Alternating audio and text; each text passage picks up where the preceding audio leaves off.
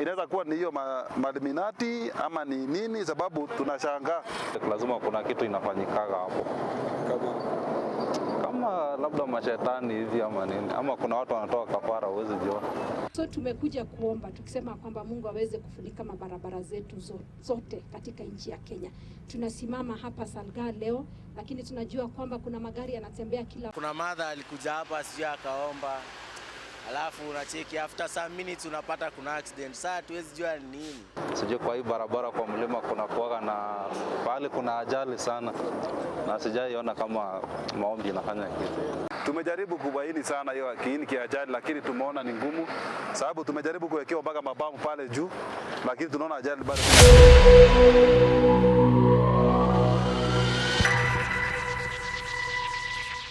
The ancient Salgaa shrine was cut down to pave way for the highway construction. We are still paying for the mistake, even up to date.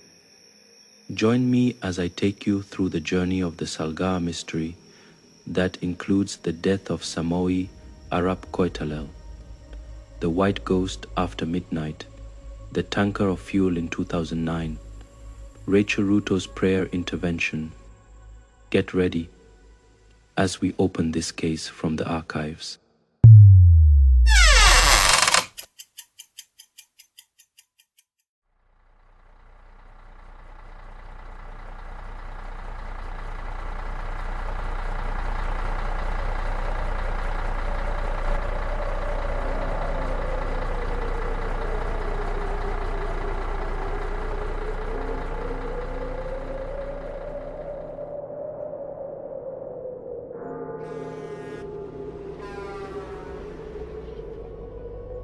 Just after sunset, a petroleum tanker begins descending the long hills between Sakangwan and Salgaa.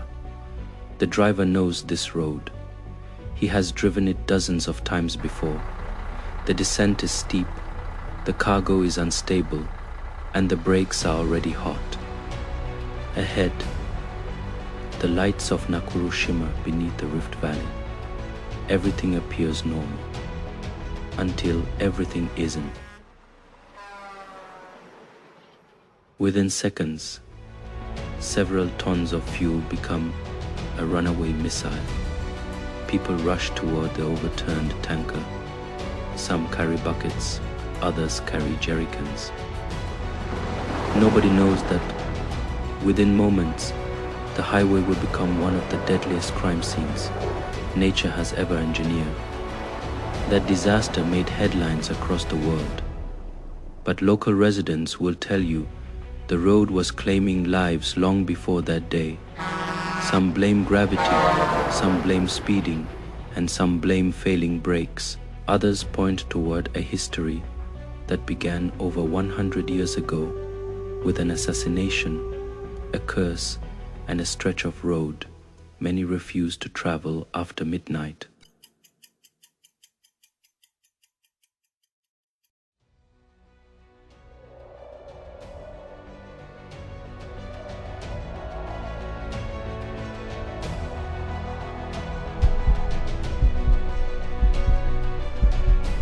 Every country has a road that everyone knows. In America, it is Interstate 95. In India, the Laish Highway. In Kenya, it is the descent from Sakangwan into Salgaa, stretching along the Nakuru-Eldoret Highway. Thousands of vehicles pass here every single day. Long-distance buses, fuel tankers, container trucks, families heading home, pilgrims, students and tourists. Almost everyone traveling between Nairobi and Western Kenya will eventually pass through this valley, and almost everyone knows its reputation.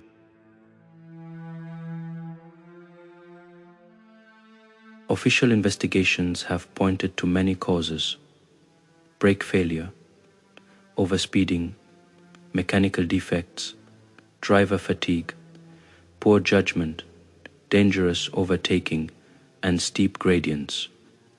Every one of these explanations is supported by evidence. Yet, even after road redesigns, safety campaigns, police operations, new signage, and continuous public awareness, the stories never stopped. Neither did the accidents.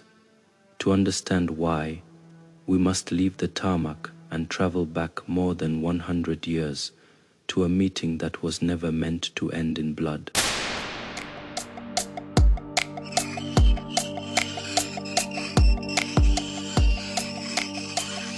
At the beginning of the 20th century, the British Empire was expanding rapidly through East Africa. Railways were being constructed, administrative stations established, and communities displaced. Standing firmly against this expansion was one man, Samoei Arap Koitalel, the Okoyot of the Nandi, a spiritual guide, military strategist, and perhaps the greatest organized resistance leader colonial Britain faced in Kenya. His fighters frustrated British military campaigns. Supply lines disappeared, convoys were ambushed, and railway construction slowed. The conflict became expensive and increasingly embarrassing for the colonial administration. Then, on October 19th, 1905, everything changed. British officer Richard Meinertzagen requested a peace meeting. It was presented as negotiations, an opportunity to finally end years of conflict. Instead, as Koitalel stepped forward to shake hands, he was shot at point-blank range. The resistance lost its leader. History remembers the assassination, but local memory remembers something else. What happened afterwards? According to long-preserved oral tradition, the colonial administration later attempted to compensate the Okoyot's family. The compensation never reached its intended destination. Community elders recount that intermediaries enriched themselves instead. Sacred regalia changed hands, and trust collapsed. And from that betrayal, a story began spreading across generations, not recorded in engineering reports, not found in police files, but repeated around countless firesides. A curse, one that many believe, still echoes through this valley. Whether history or belief, the legend became inseparable from the road itself.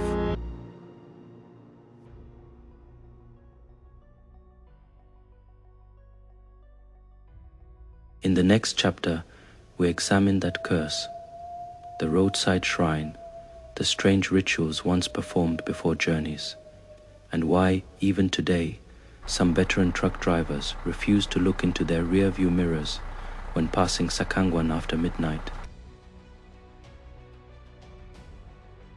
Following the death of Koitalel, local oral history tells of an unresolved injustice.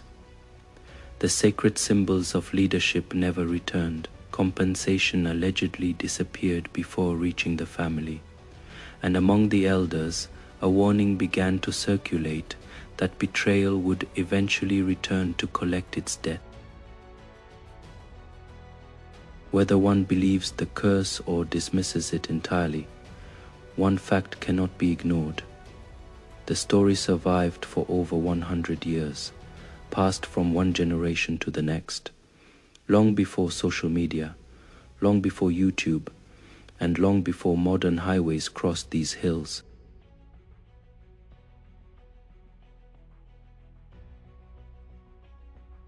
As British engineers carved roads through the Rift Valley, local workers reportedly warned them about one particular location, a sacred place, a shrine. According to local tradition, it stood beside the route where travelers offered prayers before continuing their journeys. Some accounts claim colonial engineers removed it during road expansion. Others say its destruction disturbed a place that local communities had respected for generations. Years passed. The road became busier, vehicles became faster, and accidents became deadlier. And with every tragedy, the old stories returned. Engineers offer a different explanation, one rooted not in spirits but in physics. The Sakangwan descent appears gentle from a distance. In reality, heavy commercial vehicles remain under braking for several kilometers. Each application converts motion into heat. Enough heat, and brake linings lose effectiveness. This is known as brake fade. A fully loaded truck can quickly become impossible to stop. Then comes fatigue. Many truck drivers reach this section after driving through the night. Reaction times slow, small mistakes become fatal, rain reduces tire grip, and fog hides bends. One mechanical fault, 1 second of distraction, or one overloaded trailer can change dozens of lives forever. Everything the engineers describe is real. Everything local elders describe is equally real. And here, on this stretch of road, the two explanations have existed side by side for generations.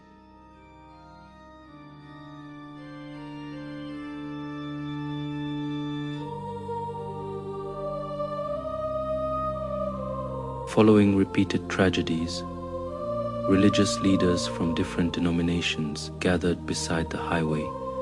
Prayers were offered and the road was dedicated. Many hoped the deaths would finally stop. Among those present during one widely reported prayer was Rachel Ruto, who joined clergy and local residents in praying over the notorious black spot. So tumekuja kuomba tukisema kwamba Mungu aweze kufunika mabarabara zetu zote katika nchi ya Kenya. Tunasimama hapa Salgaa leo, lakini tunajua kwamba kuna magari yanatembea kila mahali, hasa hii msimu ya Christmas. Tunasema kwamba Mungu aweze kutusaidia. May the Lord cover us with his blood, that even as our children, as the people of this nation, as the men and women of this nation are traveling, especially this season, that the blood of Jesus Christ will cover them. The ceremony reflected a belief shared by many Kenyans that while roads require engineers, communities also seek hope, especially where grief has become familiar. Yet, only days, weeks, or months later, depending on which tragedy one remembers, another convoy, another bus, another family, and another headline proved the road had not finished writing its story. Then came the evening that transformed Salgaa from a dangerous road into a name recognized across the world. A fuel tanker, hundreds of people, one spark, and an inferno visible for kilometers. The tragedy that followed would forever redefine this highway. But even after the flames died, the stories did not. Some truck drivers began speaking of something seen only after midnight. A lone woman, dressed entirely in white, standing silently beside the road, waiting for the next vehicle.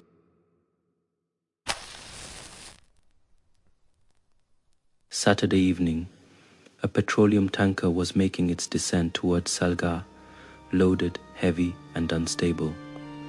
Witnesses would later report seeing the driver struggling to control the vehicle before it overturned beside the highway. Then fuel began flowing, not in drops, but in rivers. Within minutes, hundreds of people gathered. Some believed they had found opportunity, while others simply came to watch. No one knew how little time remained.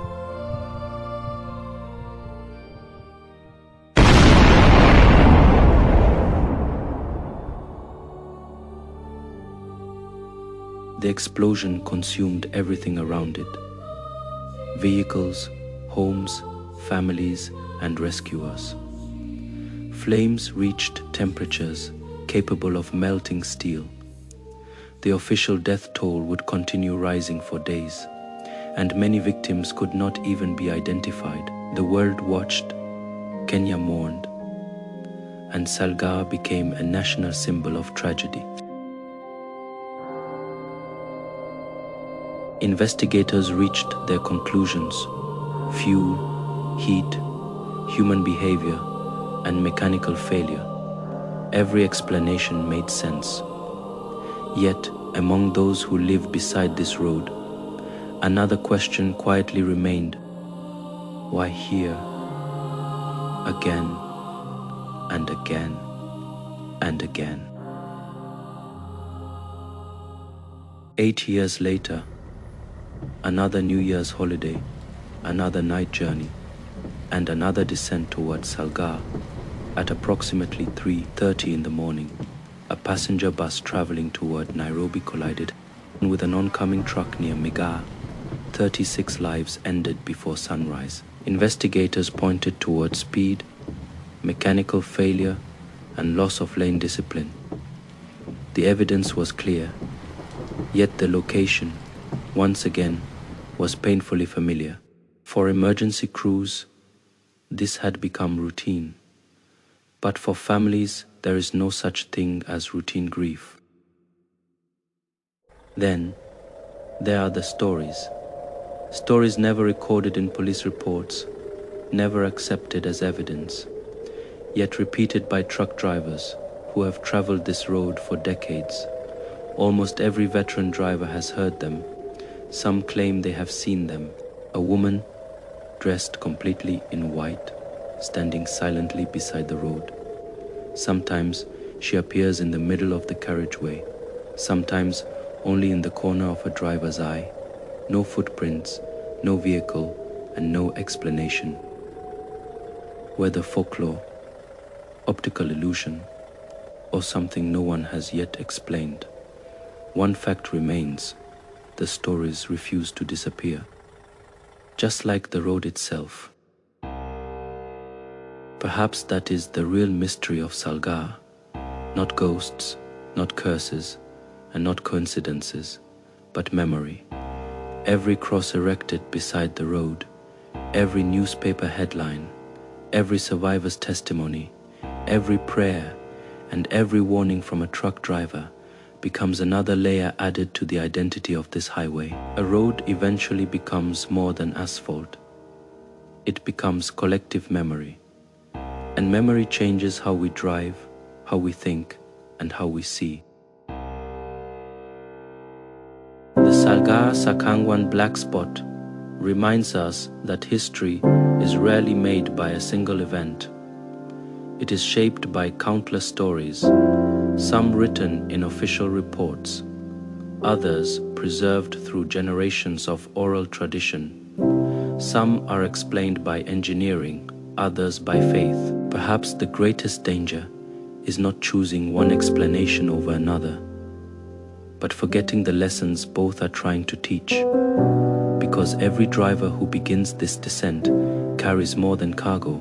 They carry trust. Trust in their vehicle, trust in the road, and trust that they will arrive home. For thousands, that trust has been broken here. The truth is always buried, somewhere between history, evidence, and the stories people refuse to stop telling. Next time, we leave the highways behind and descend beneath Kenya's capital. For decades, rumors have circulated about hidden tunnels beneath Nairobi, colonial escape routes, military bunkers, and secret passages connecting forgotten buildings. Some are documented, others were never meant to be found. The truth is in the archives. If you want to venture deeper into the untold mysteries, cold cases, and forgotten histories of East Africa, make sure you hit that subscribe button. Turn on notifications for Chonjo documentaries. Don't get lost in the mist. Until the next file is opened, stay sharp.